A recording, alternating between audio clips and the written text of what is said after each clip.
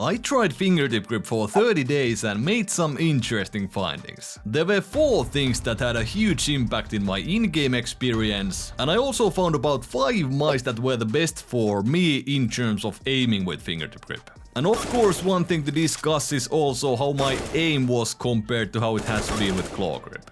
Let's start with the 4 things that I found to be very impactful for my in-game performance, and the first one is that the mouse has to have light clicks. This applies for all mice, but especially for Fingertip Grip, as you're just controlling the mouse with your fingertips and not balancing it with your palm.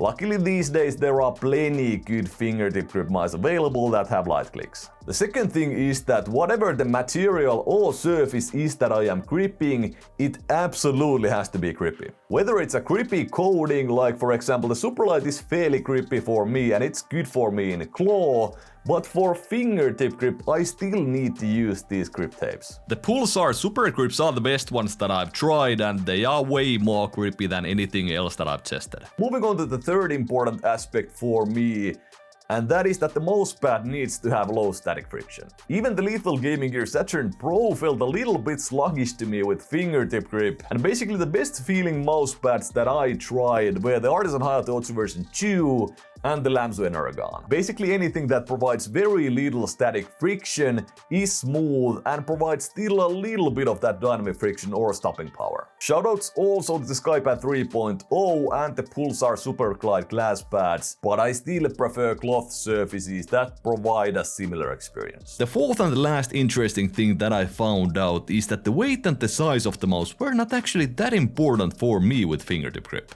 I thought that I would not be hitting anything fingertip gripping a larger mouse, but I was doing surprisingly well with the Nethalor V3 Pro, for example. For shorter periods of time, I even did very well with the EC2C wireless, but it is a heavier mouse, so any longer gaming sessions, for example anything over 30 minutes or even 15 minutes at times, caused too much strain on my wrist because of the weight. So yes, weight is very important for me in terms of fingertip grip, but not that much in the sense of pure aim, but more in sense of comfort and how much I can actually practice. But I did not really notice much difference in comfort if the mouse was 20 grams or 40 grams.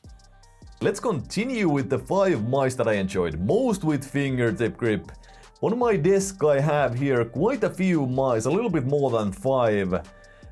But some of these I just enjoyed more than others. Soundkonig M2K is a mouse that I ended up enjoying a lot with fingertip grip. This is of course a very expensive mouse, and also this did have a few downsides for me. One is the cable.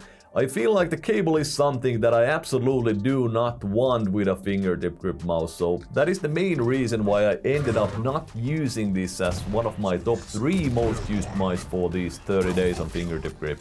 And another downside is that for me the surface finish on the mouse is not the greatest or the grippiest, so I'm forced to use grip tapes. Then we have the HSK Pro 4K, and I prefer this one over the M2K in the sense that this one is wireless. But this one has the same major downside, so the surface finish is absolute garbage in terms of how grippy it is for me.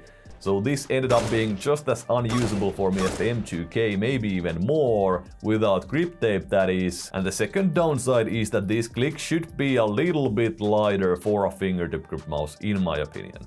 Next up we have the Razer Viper Mini Signature Edition, the Lamzo Mini and the Pulsar X2 Mini. I pretty much enjoyed these 3 just as much, although the shapes are very different. One thing to note is that for the X2 and the Atlantis I need to use grip tapes when I fingertip grip.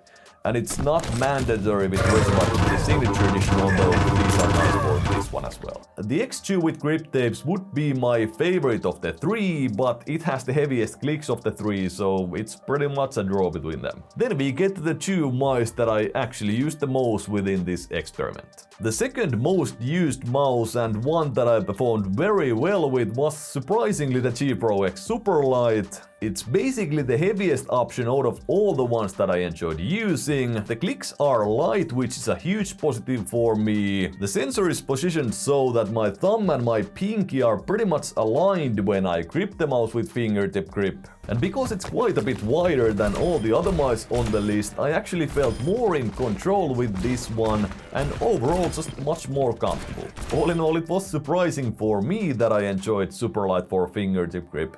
But what was not a surprise at all is that the Starlight 12 ended up being the best feeling mouse for fingertip grip for me. Coming into this experiment, I knew that the Starlight 12 Small would end up being on the top spots, but I did expect the M2K and the HSK Pro 4K to surpass it. At the end of the day, these two actually felt quite a lot worse than many other mice for fingertip grip, but of course your experience may be completely different, and I've only used fingertip grip extensively for that 30-day period. But so how was my aim with fingertip grip? Well, the first thing that I found out quite quickly is that micro adjustments are much easier to make with fingertip grip. Sometimes these very small adjustments with claw grip and mouse pads that have at least some static friction end up feeling impossible to do, especially if you're trying to do them fast.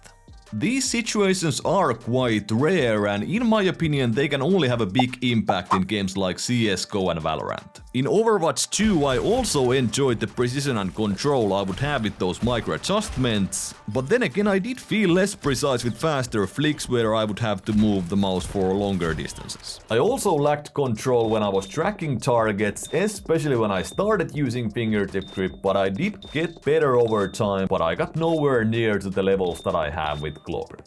So the main positive aspect ended up just being those micro adjustments, and on the negative side I was less precise with my flicks and my tracking wasn't as controlled.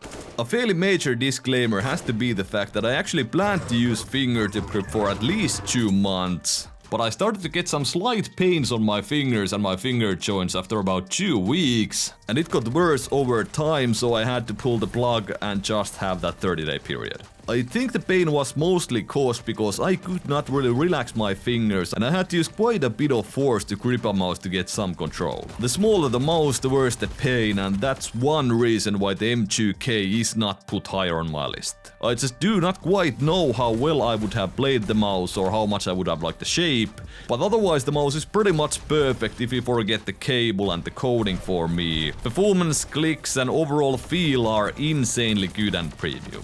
That's pretty much it for this one. Thank you guys so much for watching. Hope you enjoyed the video, and check out this one if you want to see some of the best mice out at the moment, and see you in the next one.